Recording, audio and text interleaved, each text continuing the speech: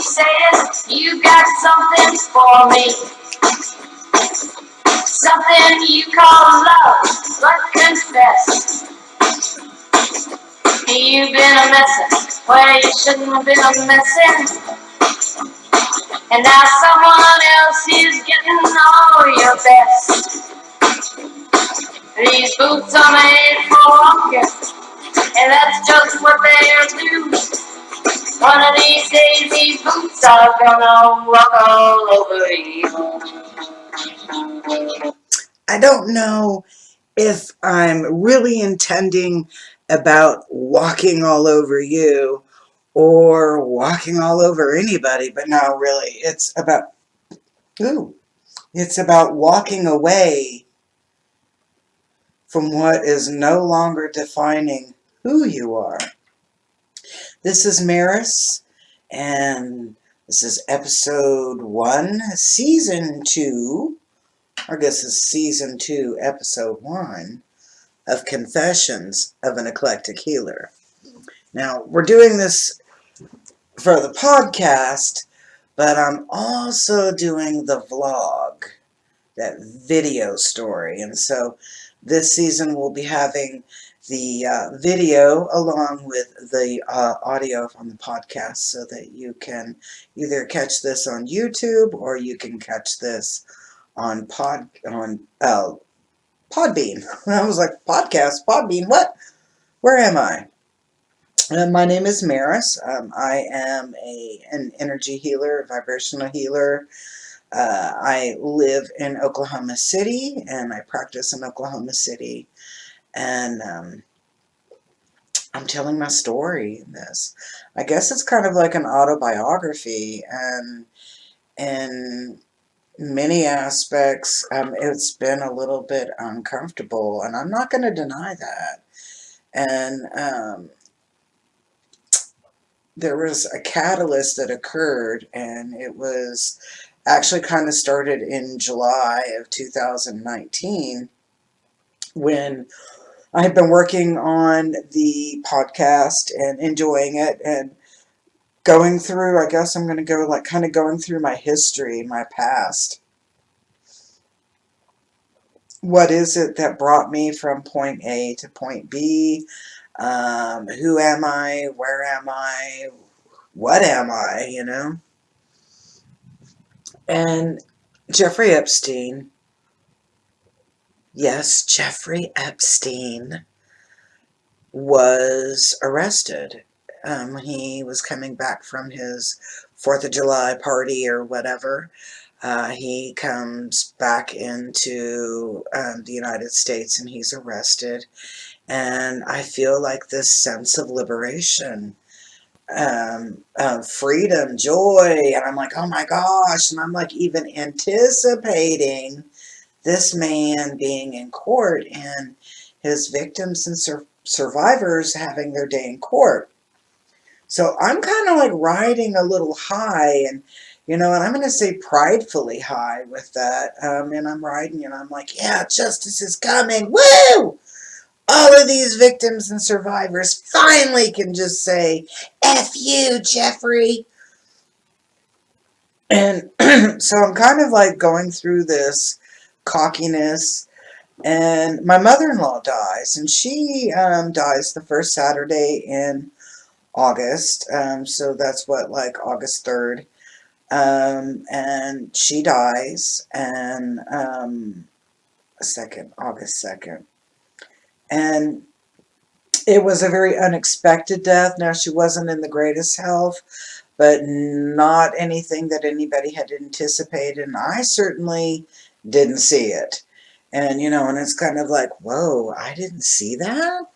Wow, I'm usually really good with this.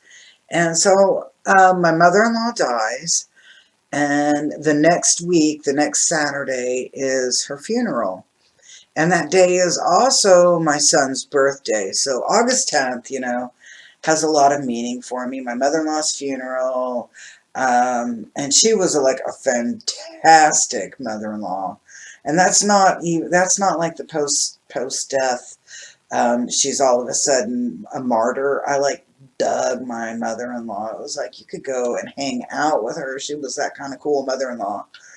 And so it was my mother-in-law's birthday, or funeral, my son's birthday, and the first thing that I read when I wake up in the morning and I, kind of go through the news, what are we going to look at today, is that Jeffrey Epstein had committed suicide, or he was suicided. And my heart sank. And I started looking at it, and I was like, what the heck? Wow, where did this come from? I was like, narcissists do not suicide themselves. And this isn't about Jeffrey today, but I started looking at things, and I said, narcissistic people do not suicide. He wasn't that depressed. His vibration was pretty ding-dang still in the narcissistic, gaslighting, cocky, I'm better than you stage. So I wasn't feeling like this big shift in the energy, but it kind of floored me to find out that he wasn't going to be held accountable at all. And I know, and a couple of people were like, well, he died, he suicided, maybe he was killed. He's done his justice. And I said, he might have done his justice, but people didn't get to experience that liberation in the same way. They needed to, his victims, his survivors, they needed to experience Jeffrey being held accountable and responsible for all of those horrific choices that he made against humanity, against other people. But that's enough of that, of Jeffrey. So that was just the catalyst of change. And so I start looking at things a little bit differently, and I noticed that I had some anxieties and panics, and all of a sudden I could not do the podcast. I could not talk about me. I could not talk about my past. And I realized, this is where I'm like with the Jeffrey thing, I realized I hadn't really healed on some of those things that, see, that I had claimed I was healed on. And sweet tea. And so I had to stop and start kind of like cutting some ties, and realizing some things about myself. I was pissed. I was angry, and I owned that anger. But it started, this cascading domino effect. Like everything's falling into place of being out of place, if that makes any sense. And so this the first season I did of Confessions, it opened up a can of worms. And we're going to start looking at some of these can of worms that it opened up. And it was, some things never change on our intrinsic self, on who we really are. And I noticed that some of the things that I had mocked and made fun of earlier started to manifest as my personal experience. And that's not always cool. That is not always cool. All right, so in my story, I am talking, or I was talking about, kind of hitting that I'm going to say my version of a rock bottom in that world of darkness. Okay, so I've practiced a little Santeria, practiced a little Wiccan, had even tried to connect with all sorts of different deities and etc. In my past. I mean, it was like this wasn't this was starting early on in my life. Had a lot of darkness, a lot of anger going on, and was with this guy, and that darkness and that anger really started to eat at my spirit. There was a lot of anxiety, a lot of chaos. 1 minute I was sick, vomiting in the bathroom, and then in the next minute I might be over in another place and having a lot of paranoia, a lot of running thoughts. I'm like trying to connect back into that feeling for just to like, ooh, what was it like? It was horrible. There probably wasn't a time during that I wasn't suicidal. I wasn't having suicidal ideations. A lot of imbalances going on, and it affected in my work life. It affected in my personal life. It was in my health. I was high strung, just a lot of negative vibration going on. And if you remember, this guy that I was with was into a lot of pornography. He was having a lot of crazy relationships, and I'm just going to use that term right now. I'm not going to be politically correct. I kind of like not having a filter. He was out sexually manipulating other people or other women during this time, maybe other men, I don't know how. And he was using that for some personal gain.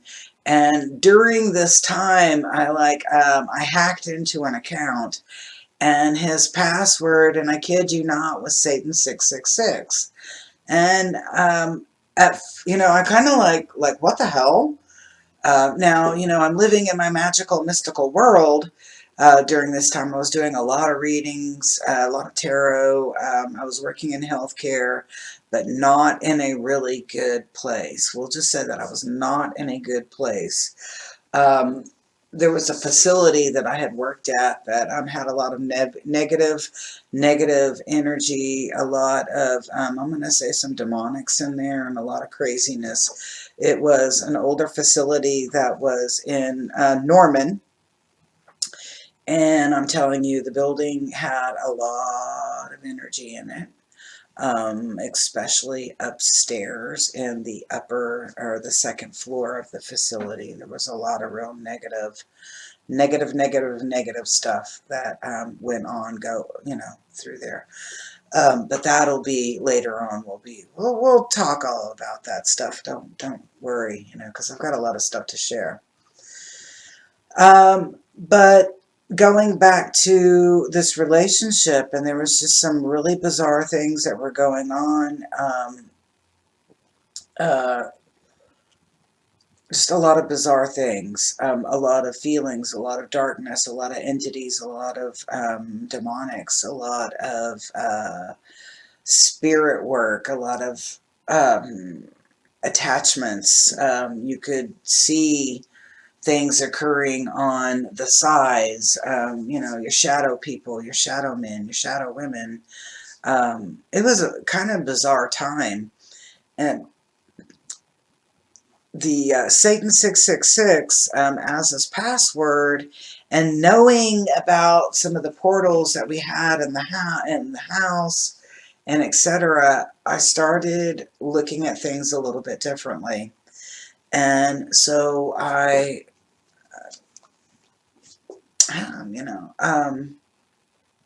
do you say this? I was like, I always have believed in God. I've always believed that Jesus Christ uh, was this beautiful manifestation of, we're all God's children, but, the personification, the God on earth, walking, and that's just like for other conversations. But I believed in God. I believed in that Christian aspect, or the Judaic Christian aspect, and now I'm going to say the Aramaic Judaic Christian aspect of God, and I believed that, and I believed that He existed.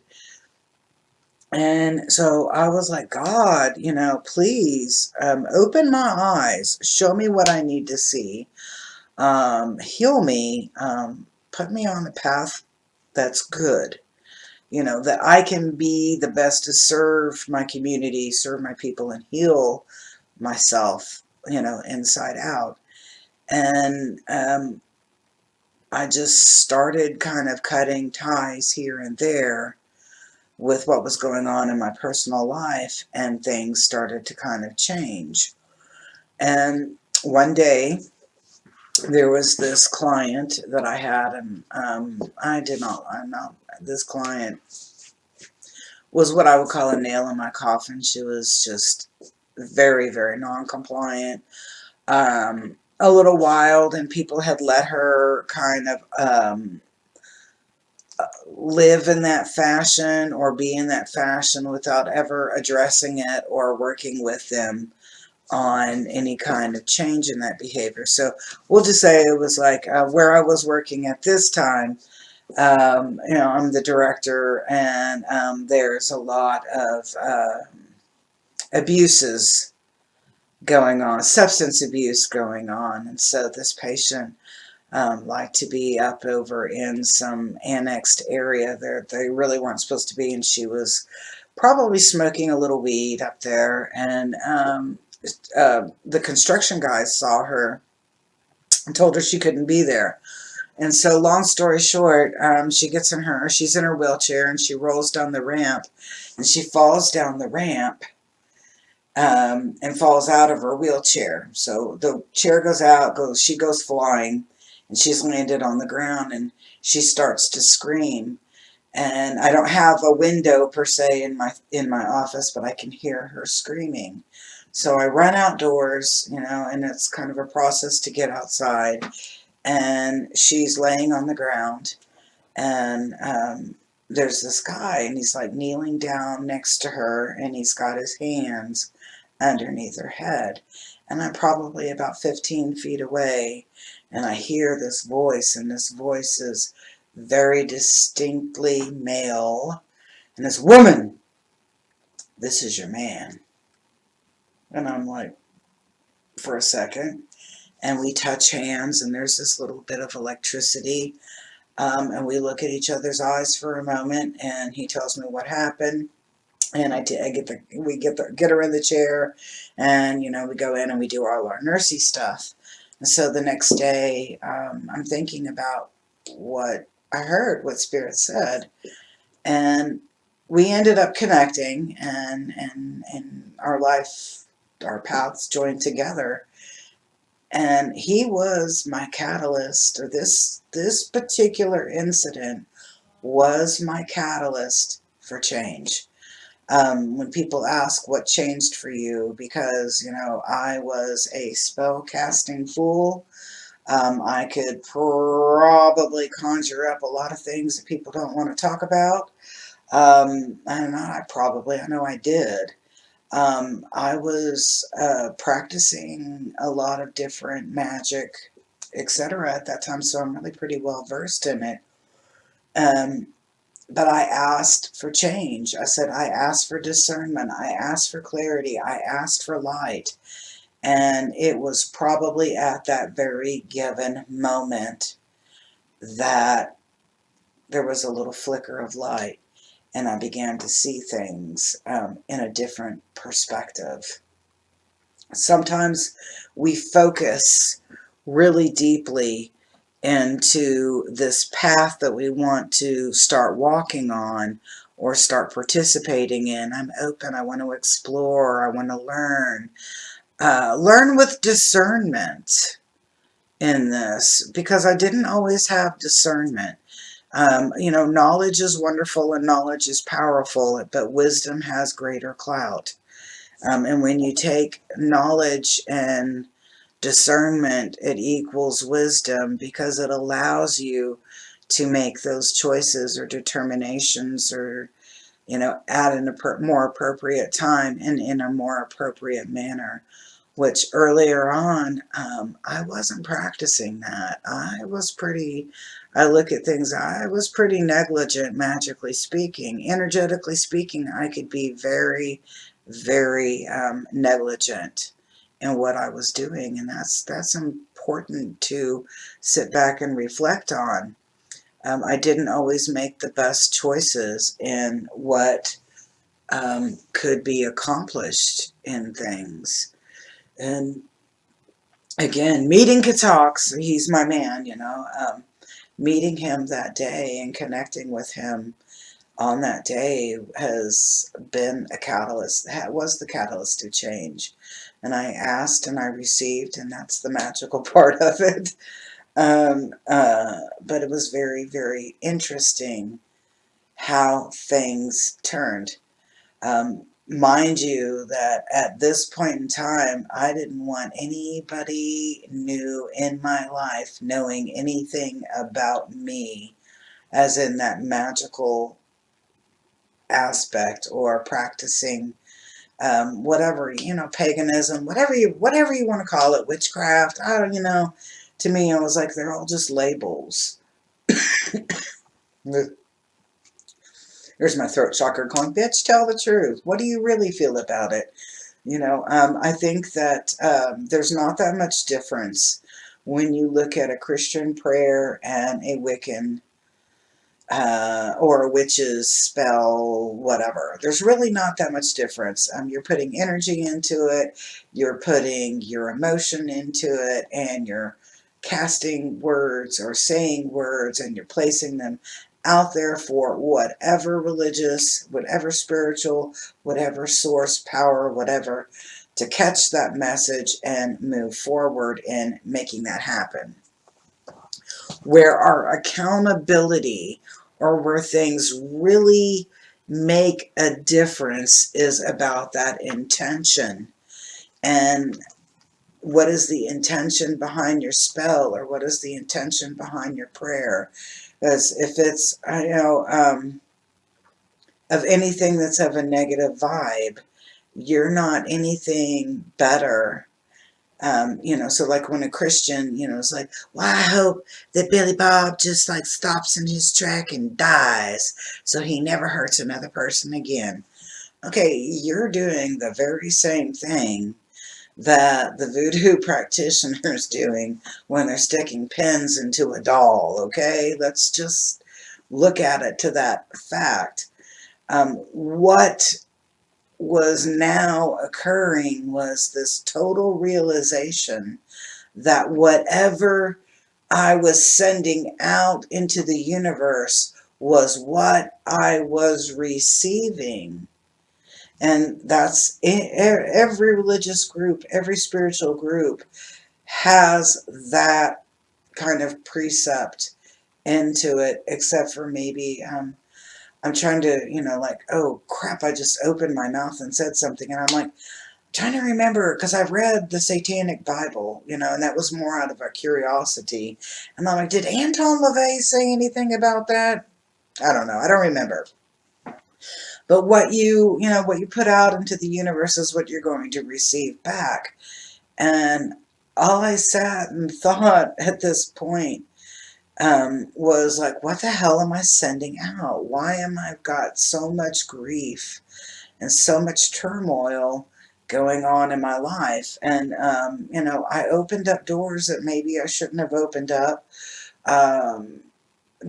Entering into that relationship with Katox at that time, we were both some wild entities. And I'm just telling you, we were some wild entities.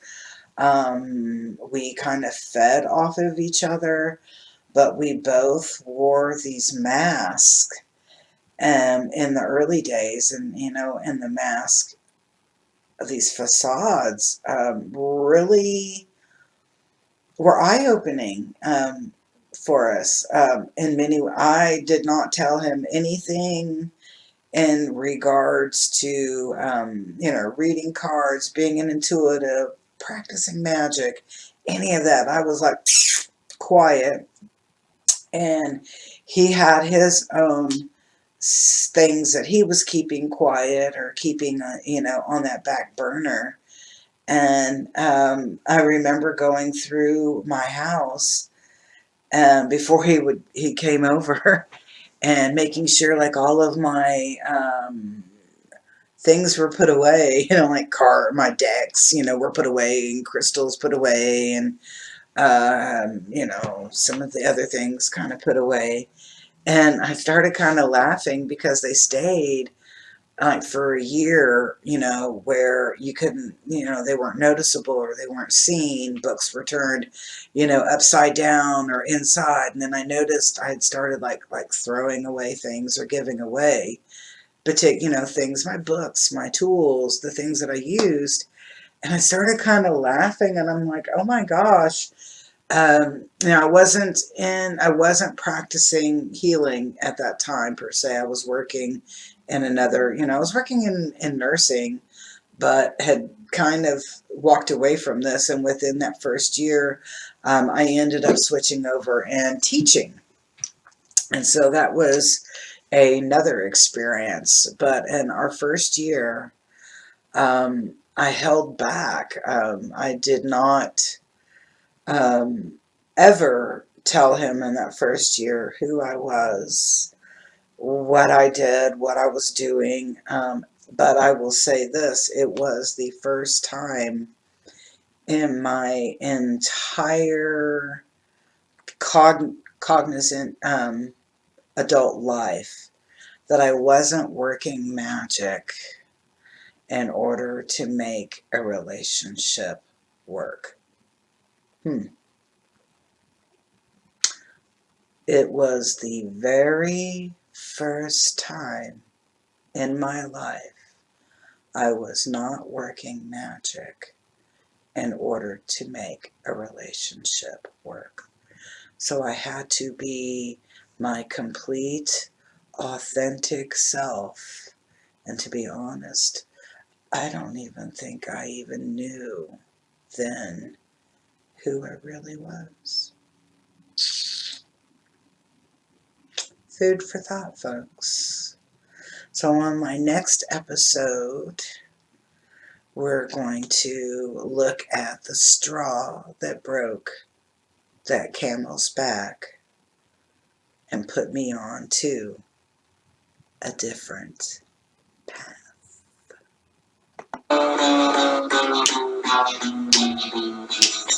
Yeah. You keep lying when you ought to be truthing, and you keep losing when you ought to not bet. You keep saying it when you ought to be changing. Now what's right is right, but you ain't been right yet. These boots are made for walking, and that's just what they'll do. One of these days, these boots are gonna walk all over you.